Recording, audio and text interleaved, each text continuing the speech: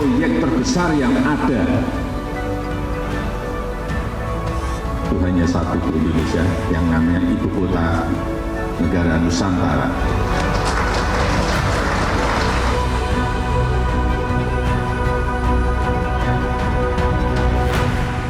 Saat ini saya berada di titik tempat yang nantinya akan dilaksanakan upacara 17 Agustus, baik kenaikan bendera maupun penurunan bendera. Kepolisian dalam hal ini akan melaksanakan kegiatan pengamanan, baik pengamanan di ring-ring yang sudah ditentukan dan pengamanan rute, lokasi parkir maupun pengamanan kegiatan masyarakat lainnya. Menuju 17 Agustus, Kaltim aman.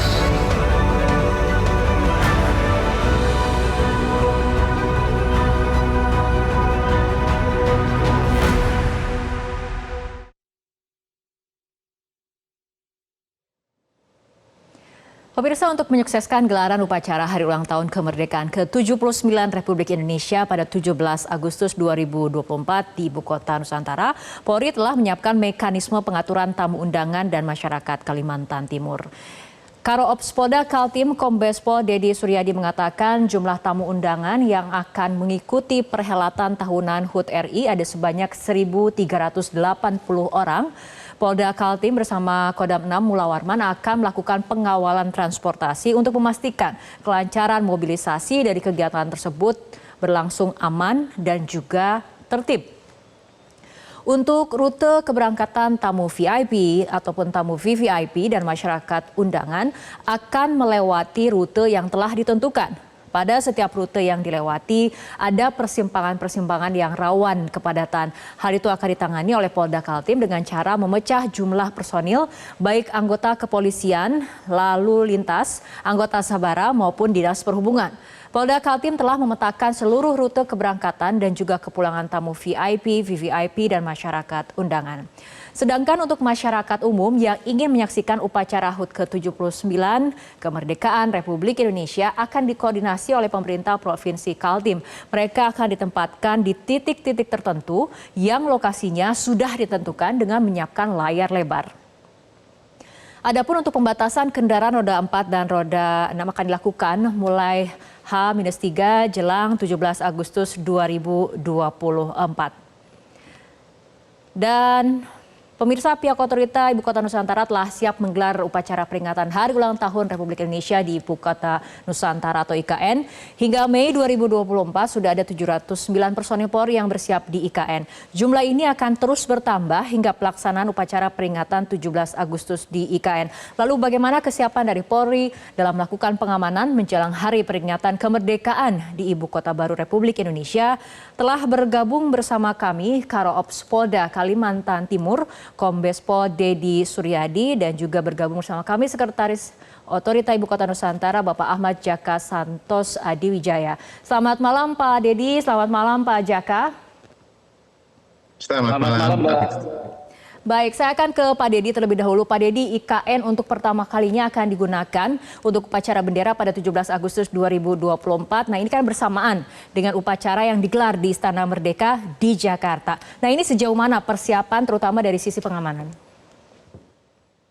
Ya, terima kasih Mbak. Ini suatu kehormatan dan kebanggaan bagi kami, khususnya Kepolisian Daerah Kaltim, bahwasanya kami melaksanakan kegiatan pengamanan 17 Agustus 2024 di IKN. Tentunya perintah dari pimpinan kita akan semaksimal mungkin mengamankan setiap rangkaian kegiatan 17 Agustus di IKN ini. Jadi saat ini Polda Kaltim tengah melakukan persiapan. Kita sudah melakukan kegiatan persiapan mulai dari bulan Juni terkait pengamanan. Salah satunya yaitu kesiapan personil maupun kesiapan material. Jadi Polda Kaltim dan jajaran tengah menyiapkan pengamanan kegiatan sejumlah kurang lebih 1.916 personil yang tergabung di dalam pelaksanaan kegiatan pengamanan VVIP maupun pengamanan VIP.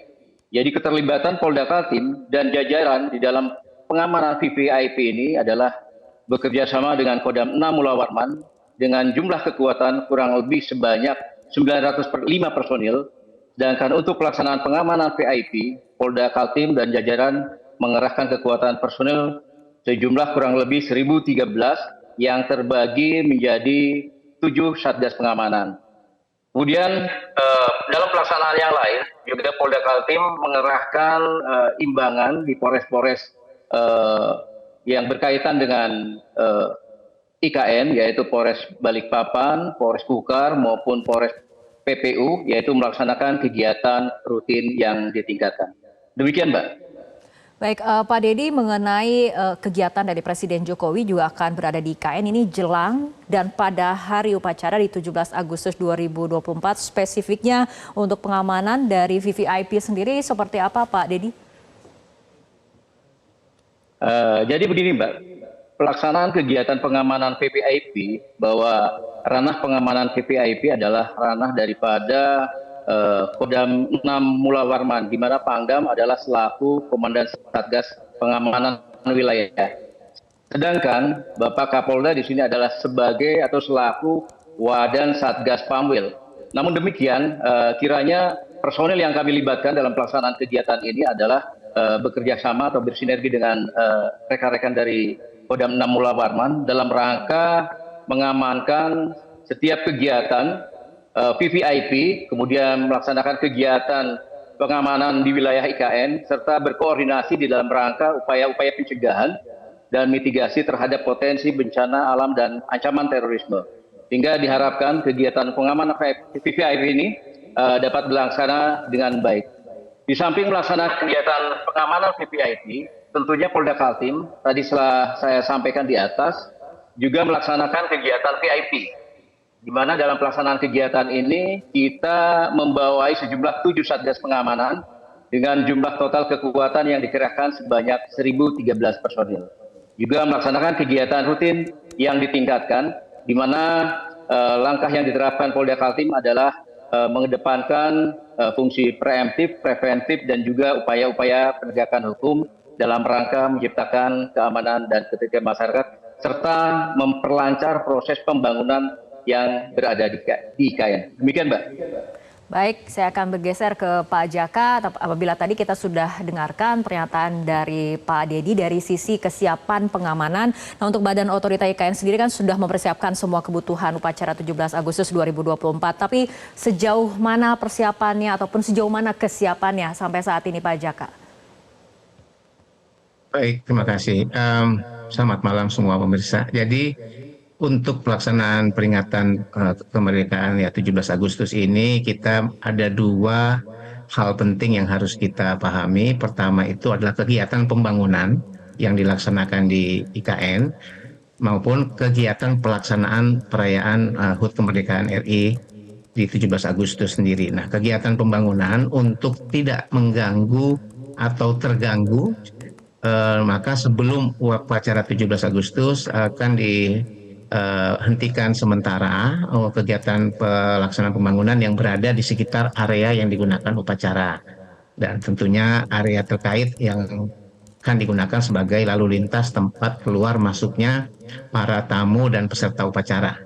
Nah, sedangkan di kegiatan 17 Agustusnya sendiri sebetulnya kan kepanitiaan ini dipimpin oleh Kepala Sekretariat Presiden Pak Kasatpres bersama Kementerian Sekretariat Negara ya, Sesmen-Sesnek yang menjadi wakil, dan kami menjadi anggota dari kepanitiaan tersebut bersama kementerian lain dan instansi lainnya, termasuk dari sisi pengamanan TNI dan Polri.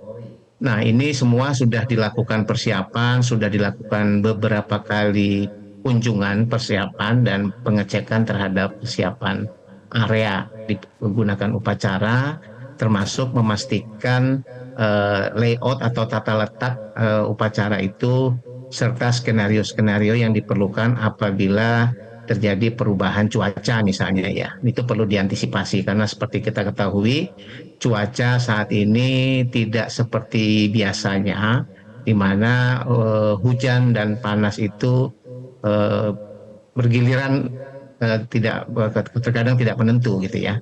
Nah, ini yang perlu diantisipasi bagaimana apabila terjadi hujan dan sebagainya. Jadi mungkin itu yang persiapan dilakukan, dan tentunya semua pihak sudah melakukan asesmen skenario-skenario yang perlu dilakukan. Kami sendiri salah satu kebagian yang memastikan mobilitas peserta upacara dari Balikpapan untuk masuk ke area upacara dan juga istilahnya menjadi liaison officer untuk mengurusi tamu-tamu yang memasuki area upacara baik pada pagi hari maupun pada upacara untuk yang sore hari. Demikian, Pak. Baik, Pak Jaka dan juga Pak Dedi, kita akan lanjutkan kembali perbincangan mengenai pengamanan ini, tapi kita akan ikuti jeda berikut terlebih dahulu. Pemirsa, kita akan lanjutkan kembali perbincangan. Saya akan kembali ke Pak Dedi mengenai skenario pengamanan. Juga mungkin sudah dipetakan juga mitigasi mengenai potensi-potensi ancaman ataupun masalah yang terjadi dari sisi pengamanan. Pak Dedi, silakan. Untuk pengamanan, Mbak, kami sudah berkoordinasi dengan rekan-rekan dari Kodam Tamula Rahman. Tentunya setiap kegiatan tentunya ada ancaman-ancaman di situ. Kami juga melakukan rapat koordinasi bagaimana menghadapi ancaman-ancaman yang kemungkinan terjadi. Kemudian pada saat pelaksanaan kegiatan dengan situasi dan kondisi yang ada, juga dengan melihat sarana prasarana terutama jalan atau potensi rute yang kita lewati nanti, kita harus sudah mulai mengantisipasi, terutama pada saat pelaksanaan kegiatan di mana hujan cukup deras. Nah, ini kemungkinan besar akan juga mungkin menghambat rute perjalanan tamu-tamu undangan menuju ke daerah KIPP atau IKN. Demikian, Mbak. Oke, Pak Dedi, selain tadi mengenai mitigasi ataupun antisipasi dari cuaca seperti itu, ini rute-rute ataupun rute keberangkatan tamu VIP, VVIP ataupun undangan ini kan sudah ditentukan dan ada potensi persimpangan-persimpangan yang rawan kepadatan. Ini solusinya akan seperti apa strateginya, Pak Dedi? Jadi begini, Mbak, sesuai dengan perintah pimpinan bahwa kami sepanjang rute perjalanan menuju IKN, memang ada dua alternatif rute. Mudah-mudahan dua alternatif rute ini dua-duanya bisa digunakan dan sudah bisa terlaksana, informasi jalan tol sudah bisa digunakan. Di sepanjang rute tersebut kami menempatkan personil-personil di simpangan jalan, setiap penggal jalan yang memang kita anggap berpotensi terjadi kerawanan atau kemacetan. Kami mendirikan beberapa pos yang nanti akan diisi oleh personil-personil dalam rangka melakukan kegiatan rekayasa lalu lintas, sehingga diharapkan kegiatan tamu undangan atau mungkin tamu VIP atau tamu VIP serta tamu undangan yang lain bisa istilahnya tidak ada kendala menuju tempat kegiatan upacara yaitu di Ibu Kota Nusantara. Demikian, Mbak. Oke, baik, saya akan kembali ke Pak Jaka masih mengenai tamu VIP, tamu VVIP ataupun tamu undangan di negara sahabat. Ini detailnya Pak mungkin bisa dijelaskan pelaksanaannya akan seperti apa pada saat upacara di 17 Agustus di IKN ini, Pak Jaka? Baik, tentunya kita pertama membagi kedatangan para tamu itu apakah tamu yang datang dari H-1 lalu bermukim di dalam area Nusantara ataupun yang bermukim di Balikpapan. Nah, tentunya kita mulai mengatur keberangkatan masing-masing dari titik tempat menginap itu diatur waktunya sebelum pelaksanaan upacara dimulai di pagi hari. Dan ini membagi tamu-tamu tersebut dikelompokkan, diupayakan pada kelompok angkutan yang tidak terlalu banyak iring-iringannya supaya tadi sudah disampaikan oleh Pak Dedi untuk memanage lalu lintas itu bisa lebih lancar karena sebagaimana kita pahami tentunya jumlah pengunjung yang atau tamu yang cukup masif itu akan mempengaruhi loading masuk keluarnya tamu itu akan mempengaruhi waktu sehingga kita harus bisa bertindak efektif dan efisien karena juga akan menyangkut pemeriksaan dari ID atau tanda pengenal yang diperlukan. Dan untuk itu juga kami sudah mendapatkan arahan untuk membagi penerbitan tanda pengenal baik bagi petugas upacara maupun para tamu disesuaikan dengan keberadaan lokasi mereka harus ditempatkan di area sekitar upacara. Dan ini tentunya memerlukan kecermatan dari setiap petugas upacara agar kelancaran semua bisa terjamin, karena kita pahami upacara 17 Agustus ini sangat memperhatikan ketepatan waktu ya, apalagi kita harus menyesuaikan waktu dengan detik-detik proklamasi nantinya, sehingga tidak boleh bisa terjadi kelambatan dalam memulai upacara karena ketidaksiapan dari peserta ataupun tamu yang datang ke dalam arena upacara. Demikian, Pak. Untuk kedatangan ataupun kehadiran dari Presiden Jokowi sendiri, apakah sudah ada kepastian waktunya, Pak? Kalau untuk menjelang di hari hanya memang kita belum mendapatkan tanggalnya, tapi kita mengetahui bahwa Bapak Presiden sendiri sebelum 17 Agustus akan memulai datang ke Nusantara, pertama tentunya untuk memeriksa kelengkapan sarana prasarana yang akan digunakan. Selain sebagai untuk digunakan upacara, beliau juga ingin memastikan kelengkapan sarana prasarana untuk bagaimana beliau bisa memulai kegiatan atau berkantor di Nusantara. Nah, ini di samping juga tetap ada kegiatan lain yang berkaitan dengan pelaksanaan kegiatan investasi di Nusantara yang biasa kami lakukan dengan nama kegiatan groundbreaking ya pada para investor yang untuk melakukan investasi di Nusantara. Jadi kalau untuk di hari hanya pastinya nanti akan lebih dekat waktunya kita bisa mengetahui secara tepat kehadiran beliau di Nusantara. Baik, Bapak-Bapak, Pak Jaka dan juga Pak Dedi, kita akan lanjutkan kembali perbincangan, tapi kita ikuti jeda berikut terlebih dahulu.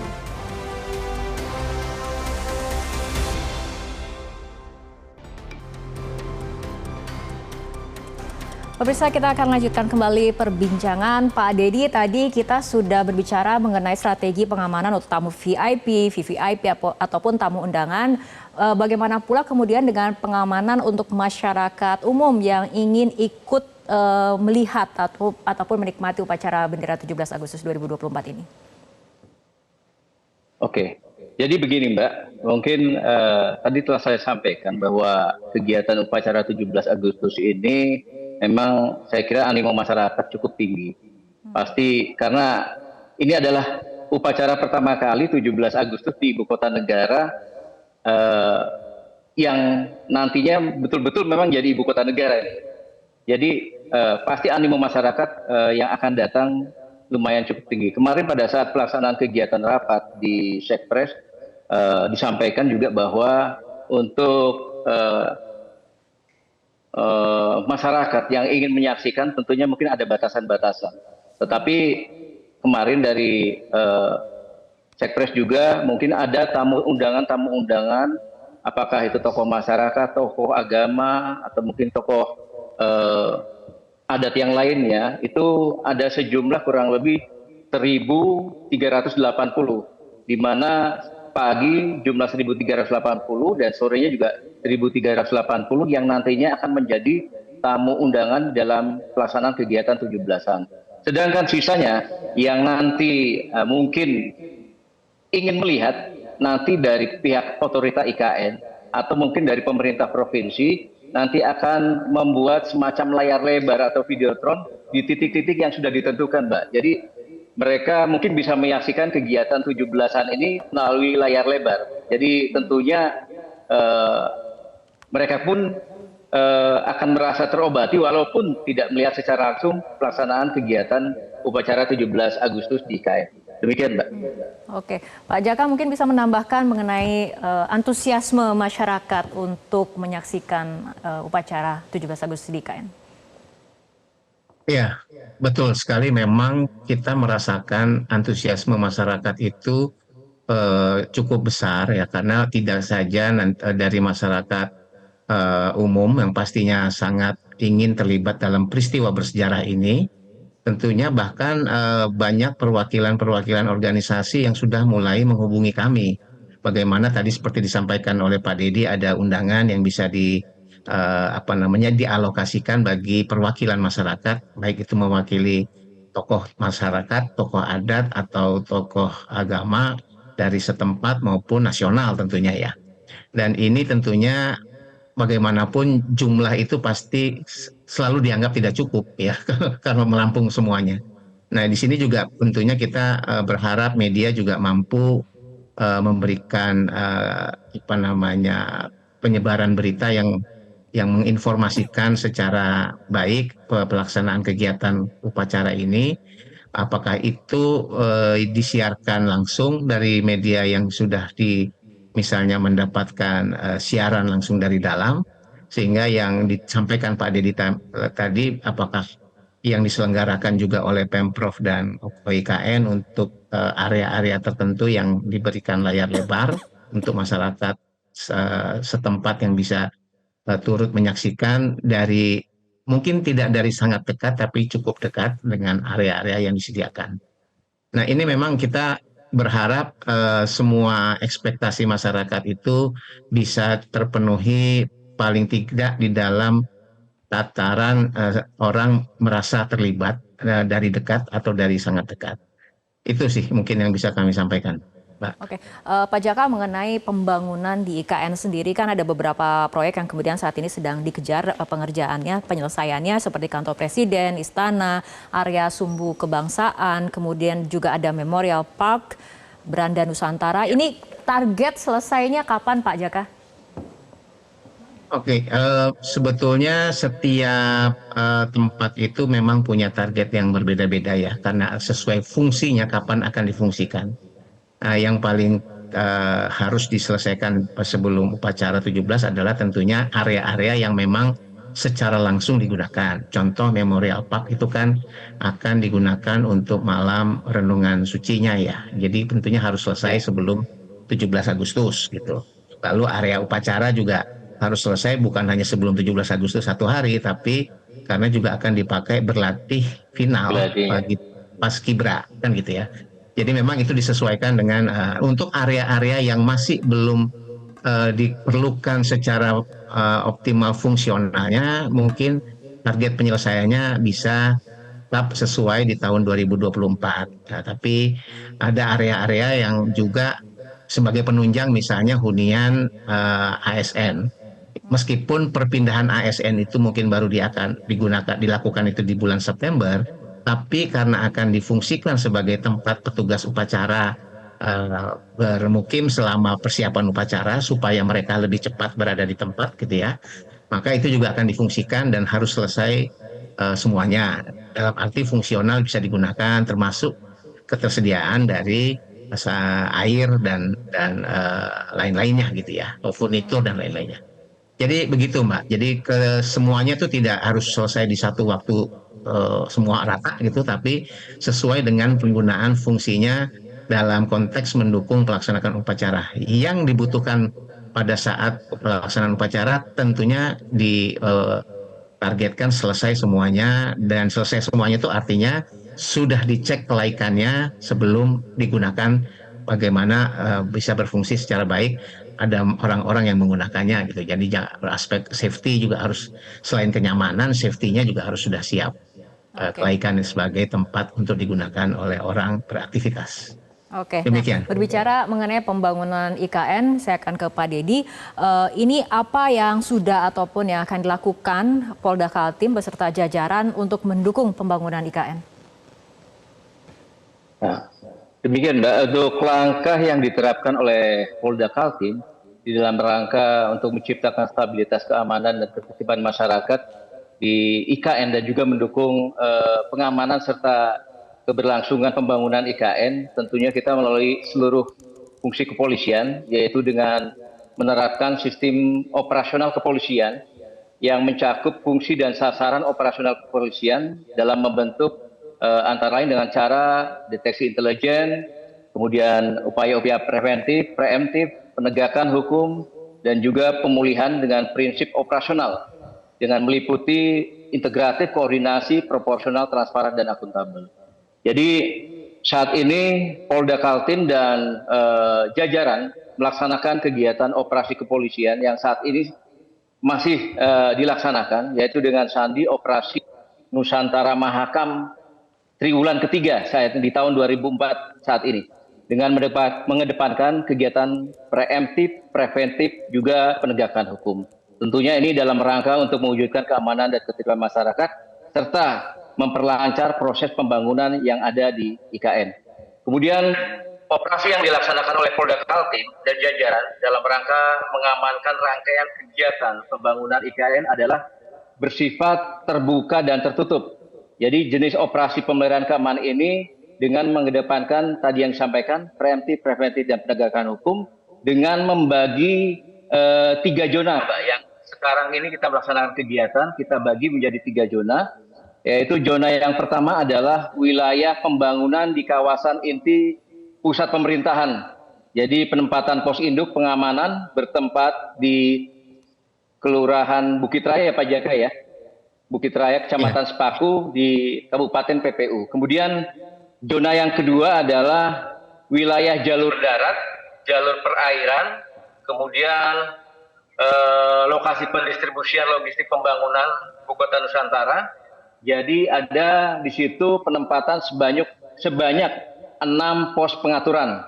Kemudian zona yang ketiga adalah sekitar wilayah pelabuhan atau dermaga bongkar muat pembangunan Ibu Kota Negara Nusantara, yaitu kawasan pendukung Ibu Kota Negara Nusantara, dengan menempatkan pos pengamanan sebanyak 3 pos pengamanan.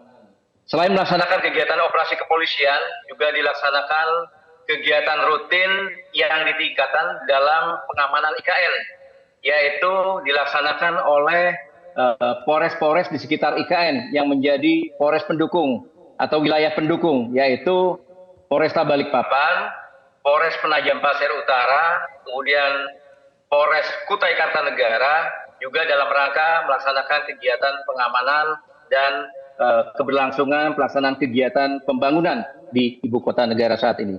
Demikian, Mbak, yang saya sampaikan. Baik, kita harapkan pengamanan dapat dilakukan dan suasana ataupun situasi nanti pada saat upacara ataupun hari kemerdekaan di IKN akan berjalan dengan kondusif, aman, dan juga lancar. Terima kasih Kombes Pol Dedi Suryadi, Karo Ops Polda Kalimantan Timur, dan Bapak Ahmad Jaka Santos Adiwijaya, Sekretariat OI IKN, kemudian telah berbincang bersama kami malam hari ini dalam Prime Time News. Dan pemirsa, perbincangan tadi sekaligus menutup perjumpaan kita dalam Prime Time News untuk kali ini. Mewakili rekan Kevin Egan, saya Fitri Megantara mengucapkan terima kasih atas perhatian.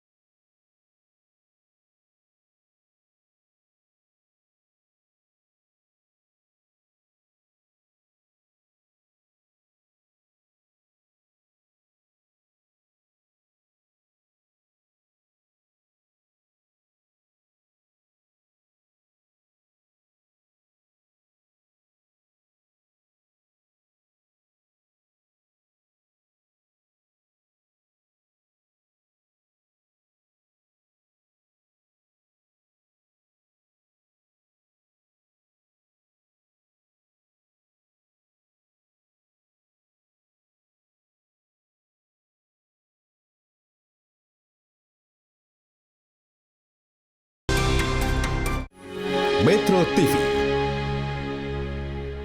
Jelajahi cara baru mendapatkan informasi. Download Metro TV Extend sekarang.